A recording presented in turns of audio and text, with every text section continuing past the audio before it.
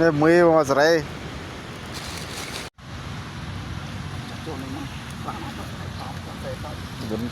មុនគេមីស្ដីបងប្អូនអរគ្នាឥឡូវពេលនេះយើងកំពុងតែនៅព្រៃក្រាញ់បងប្អូនអរគ្នានៅមាត់ឆ្នេរបាទហើយថ្ងៃនេះយើងមានមហោបជាជោគតឹងបាទជោគតឹងត្រីគេបងត្រីកំងបងប្អូនអរគ្នាបាទជោគតឹងត្រីកំងបាទហើយនេះគឺជាបងប្អូនរបស់ខ្ញុំបងសុភ័ណ្ឌបាទអ្នកផលិតឧបករណ៍ហាត់ប្រាណហើយខាងនេះបងសុខាបាទងាកប្រភពនេះតិចមើលបាទនេះគឺជាក្រុមហ៊ុនដឹកជញ្ជូនបាទធំបំផុតហើយបងប្អូនអរគ្នាបាទប្រចាំវិជាចក្រកម្ពុជារបស់យើងណាបច្ចុប្បន្ននេះមានជាងឡានបាទជាង 10000 គ្រឿងបាទសម្រាប់ដឹកបាទសម្រាប់អតិថិជនបាទចល័តគ្រប់ខែបងប្អូនទៅការរើផ្ទះរើអីបងប្អូនអាចនេះបាន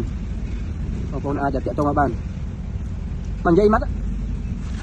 លេខសាប់បាទនិយាយម៉ាត់លេខសាប់ឡានដឹកជូន07បាទ92 01 94 25 ខាត់ក្រុង25 ខាត់ក្រុងបងប្អូនអរគ្នាបាទហើយបងប្អូនខ្ញុំខាងនោះគាត់មេការមកសំណងបងប្អូនអរគ្នាបាទហុំបាទ150 ខែបាទខើមកខើបងប្អូនចង់បានទេអីបងប្អូនអរគ្នាបាទទេវេលាគុំកាត់ចាប់ព្រៀបទេធ្វើបានអត់ទេទុកទេអីក៏បានដែរបងប្អូនចង់ធ្វើឲ្យកំងបានឲ្យតែមានកាតាឡុកមកប្រាប់គាត់អាចធ្វើបានទាំងអស់បងប្អូន